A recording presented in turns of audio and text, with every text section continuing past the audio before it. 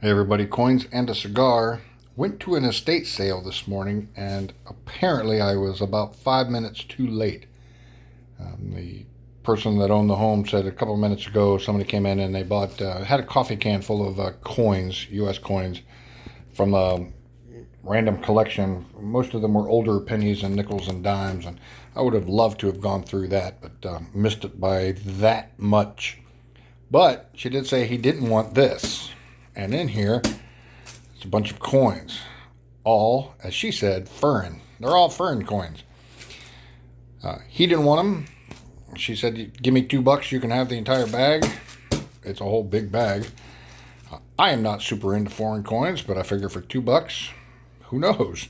So, let's take a look and see what she meant by all these foreign coins. And wow. All right, a couple got away. Wow, she was not kidding. All right, I have got to go through this and see what in the world we have. I mean, this is interesting.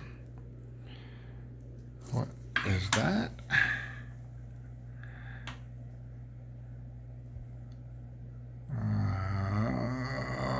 George. I'm going to assume that's George V, the Great, or something a bit. No idea. It is 1 penny. It's a very big penny. All right. I have no idea what this stuff is, so let me go through it and sort it all out.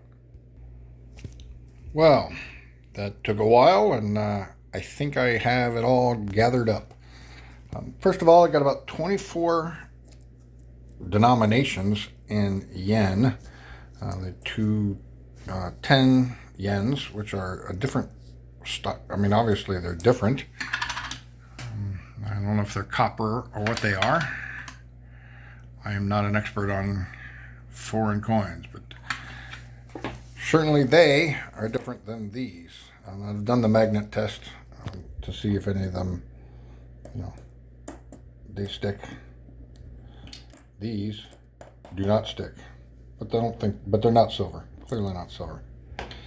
We have 31 cents in Canadian. What I do find interesting is there are different variations of the Canadian coins that we have here. Some of them are relatively old. And I say old, I mean the 60s. 1978 Beaver Canadian. And a lot of Elizabeth II pennies. This one has the wild pig on the back, 81. 1979 Canadian with a different style of Queen Elizabeth. The oldest of which is 1948, which has King George on the front. I believe that's King George. Yep, George V. I have no idea what values these are. I would love some insight, but certainly something from 1948 for King George on it may have some value.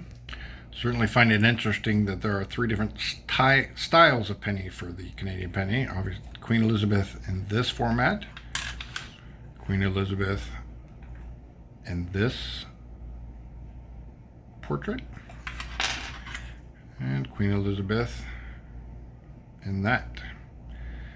Interesting. Next up, we got 55 cents in Panama, 55 denominations, whatever that happens to be. $1.30 in Ecuador, $20 in Jamaican, $1.91 in Bahamian coins, Bahamas. I will have to do a little more research onto that.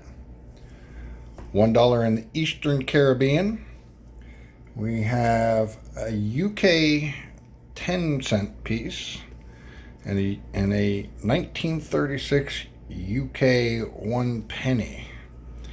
Done a little research, and I've seen these for sale for anywhere between $8 to $300, depending on what site you go to.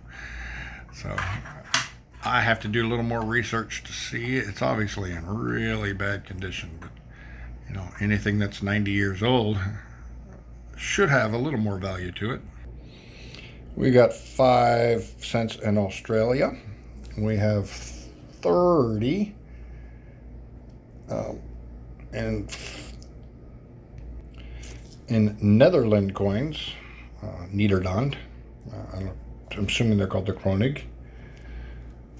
2 Mexican pesos, and last but not least, we have a 1999 French euro. And the reason I saved this for last is I've done a little research to see what this is worth. And I was a little intrigued to find out the exact same coin that I have that's picked up at a yard sale for a couple of bucks. Apparently, the exact same coins are going for $350 to $450 to $600.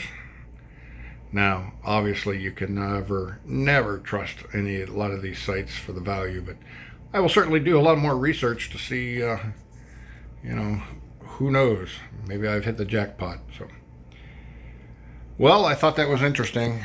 Picked it up for a couple bucks at a yard sale. I wished I would have caught in the collection of the U.S. denomination coins from them, but who knows?